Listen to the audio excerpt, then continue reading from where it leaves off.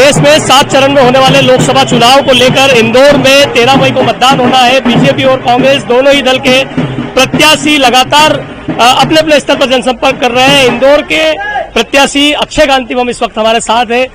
भैया, प्रचार लगातार आपका शुरू हो गया है, यानी कि आप बीजेपी से इस मामले में आगे निकल गए कहीं ना कहीं, क्या कहेंगे?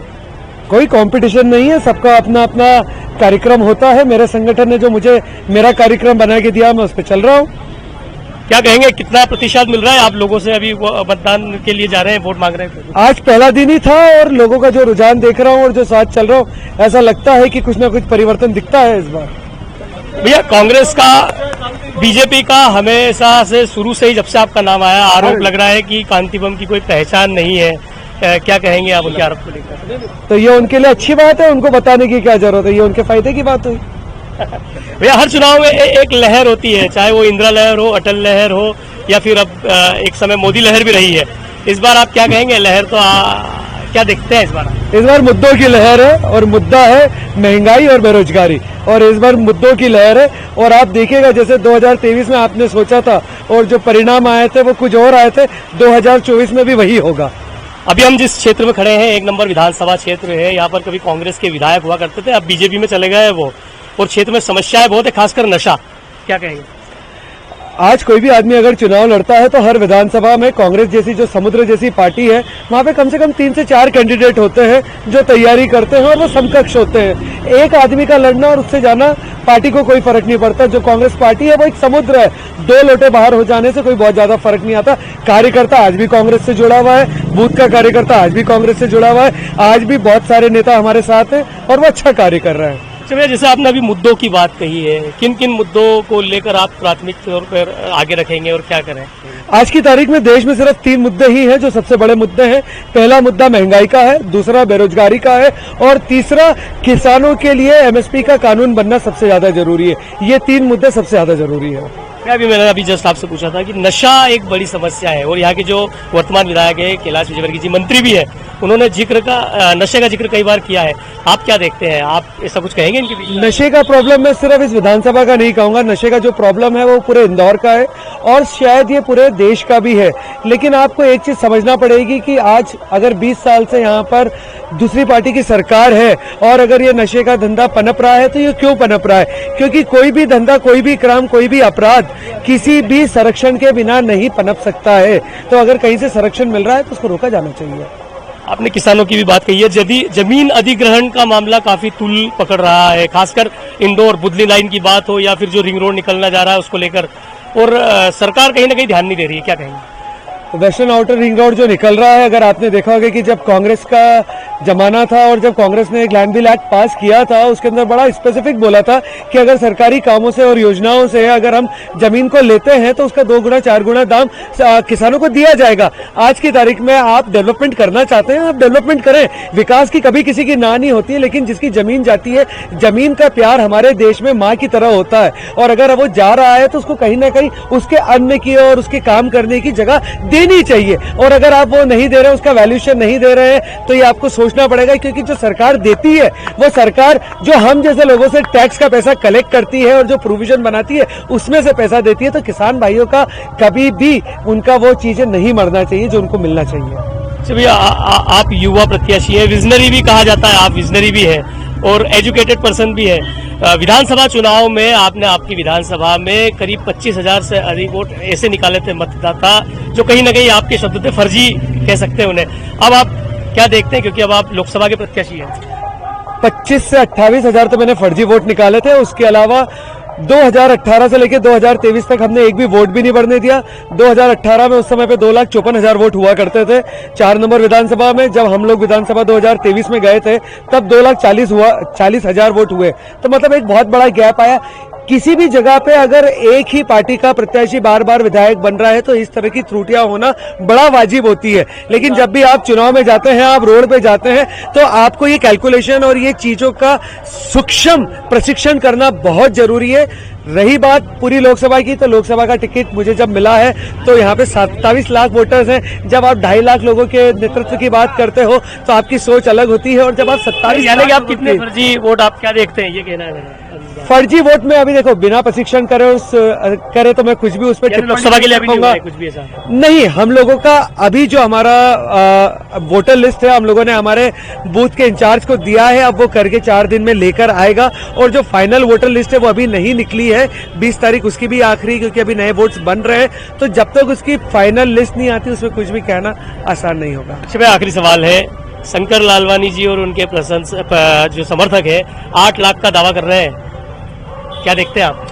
मैं तो जब से 24 मार्च से इस बात पे बोल चुका हूं कि 8 लाख बोलना बड़ा आसान है। अगर 3-3.25 लाख से हमारे एग्जिस्टिंग विधायक हारे थे, जो हम MP 09 बोलते हैं, और उसमें से महू को हटा दे तो करीब करीब 3 लाख की लीड हुई। तो मैथमेटिकली आप ये बोलना चाहते हैं कि हर विधानसभा हम 2.5 गुना ज्यादा वोट से हारेंगे। मतलब जो 1 नंबर विधानसभा है जो हम 60,000 से हारे हैं, क्या अब हम 1,40,000 से हारने वाले हैं? 2 नंबर विधानसभा जो हम 1,07,000 से हारे, क्या अब हम 2.5 लाख से हारने वाले हैं? या 3 नंबर विधानसभा क्या हम 40,000 से हारने वाले हैं? हम खुद सोचें कि क्या वाकई इन आंकड़ों में वो दम है। जैसे अभी किसी ने कहा कि अब की बार 400 पार, मैं आपसे पूछना चाहता हूं कि बीजेपी ने एज ए इंडिविजुअल पार्टी कितनी सीटें डिक्लेयर करी है? बातें होना, आंकड़े होना एक अलग बात है, और जमीन पर उसका तथ्य और क्रियान्वयन होना बहुत अलग बात है। सर, इसी से जुड़ा एक और सवाल है, ईवीएम हमेशा शिकार होती है, और जो पूर्व मुख्यमंत्री दिग्विजय सिंह जी है उन्होंने तो यह तक कह दिया था कि मैं पर्चा नहीं भरूंगा यदि ईवीएम से चुनाव होता है तो।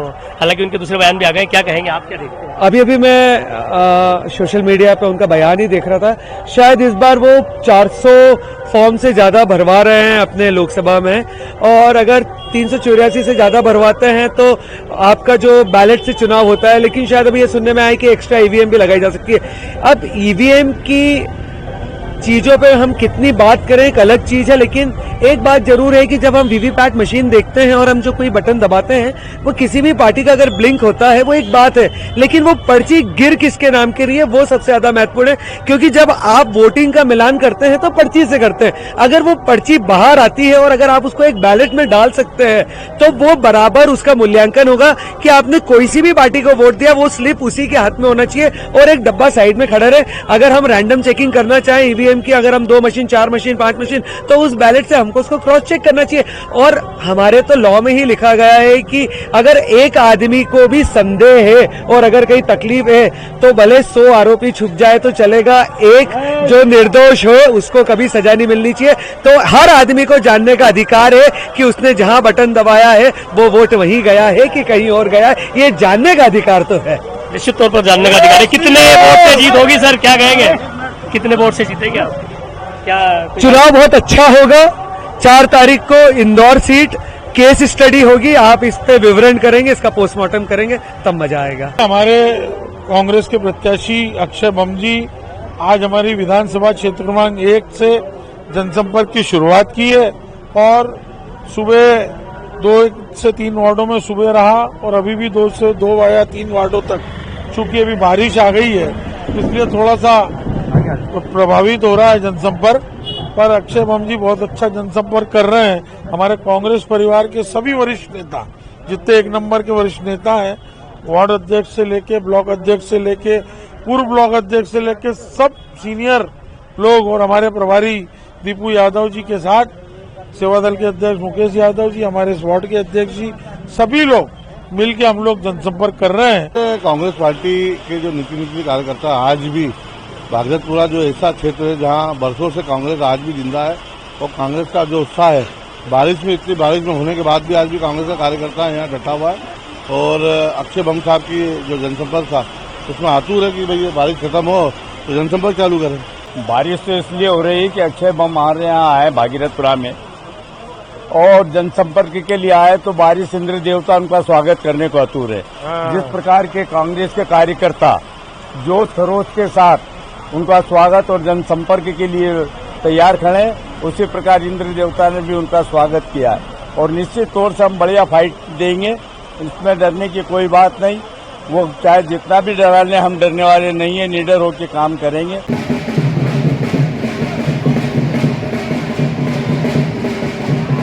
तो निश्चित तौर पर मध्य प्रदेश का इंदौर का जो चुनाव होता है हमेशा अपने आप में एक अलग तरह का चुनाव होता है। हालांकि बीजेपी का यहाँ पर लंबा शासनकाल रहा है, लेकिन चुनावी दौर में कुछ अलग अलग रंग यहाँ देखने को मिलते हैं। अक्षय कांति वंश से अभी हमने कई सवाल किए, हर सवाल का उन्होंने बेबाकी से जवाब दिया। आपको बता दें, इंदौर के विधानसभा क्षेत्र क्रमांक 1 में इस वक्त हम मौजूद है।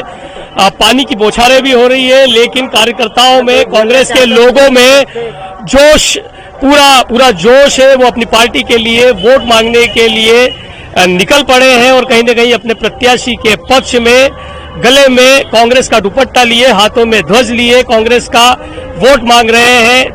13 तारीख को होने वाले मतदान के बाद 4 तारीख को जो परिणाम आएंगे वो किसके पक्ष में आएंगे, यह वक्त बताएगा। सतीश शर्मा, इंदौर।